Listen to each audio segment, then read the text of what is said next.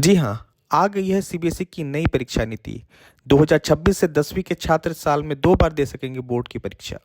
केंद्रीय माध्यमिक शिक्षा बोर्ड यानी सीबीएसई ने 2026 से कक्षा 10 की बोर्ड परीक्षाओं को साल में 2 बार आयोजित करने के लिए एक नई योजना की मंजूरी दे दी है।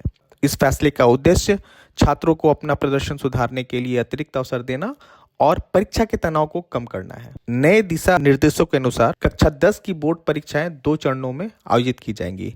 पहली परीक्षा फरवरी या मार्च में होगी, दूसरी परीक्षा मई में आयोजित की जाएगी। दोनों परीक्षाओं में पूरा सिलेबस शामिल होगा, जिससे छात्रों का समय मूल्यांकन संभव होगा। हालांकि प्रैक्टिकल और इंटरनल असेसमेंट साल में सिर्फ एक बार ही होंगे। इस बदलाव का उद्देश्य छात्रों को लचीला विकल्प देना है, ताकि वे बेहतर तरीके से तैयारी कर सकें और अपनी क्षमताओं को निखार सकें। छात्रों को मिलेगा अतिरिक्त अवसर। छात्र चाहे तो दोनों परीक्षाओं में भाग ले सकते हैं और अपनी सर्वश्रेष्ठ प्रदर्शन वाली परीक्षा के परिणाम को मान्यता दिला सकते हैं। यह नई प्रणाली उन छात्रों के लिए भी फायदेमंद होगी जो पहली परीक्षा में संतोषजनक अंक प्राप्त नहीं कर पाते हैं, तो दूसरी परीक्षा में अपनी गलतियों को सुधारने का अवसर चाहते हैं। शिक्षा मंत्रालय की एक अनोखी पहल।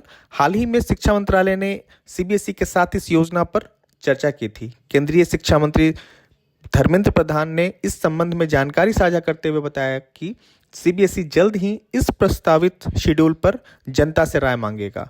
सरकार का यह कदम छात्रों के लिए एक तनाव मुक्त शिक्षा वातावरण बनाने की दिशा में एक बड़ा प्रयास माना जा रहा है। सीबीएसई का वैश्विक पाठ्यक्रम भी होगा लागू। इसके अलावा शिक्षा मंत्रालय ने सीबीएसई को global curriculum for foreign schools यानी कि विदेशी स्कूलों के लिए वैश्विक पाठ्यक्रम लागू करने का निर्देश दिया है। यह पाठ्यक्रम 2026-27 के शैक्षणिक सत्र में शुरू किया जाएगा। बोर्ड परीक्षा के कुछ नए संभावित विकल्प होंगे। अब वर्तमान में सीबीएसई कक्षा 10 और 12 की परीक्षाएं फरवरी मार्च में आयोजित करता है, लेकिन बोर्ड अब 3 संभावित विकल्पों पर विचार कर रहा है। पहला, परीक्षा को सेमेस्टर सिस्टम में विभाजित करना, जिससे पहली परीक्षा जनवरी फरवरी में और दूसरी परीक्षा मार्च अप्रैल में हो।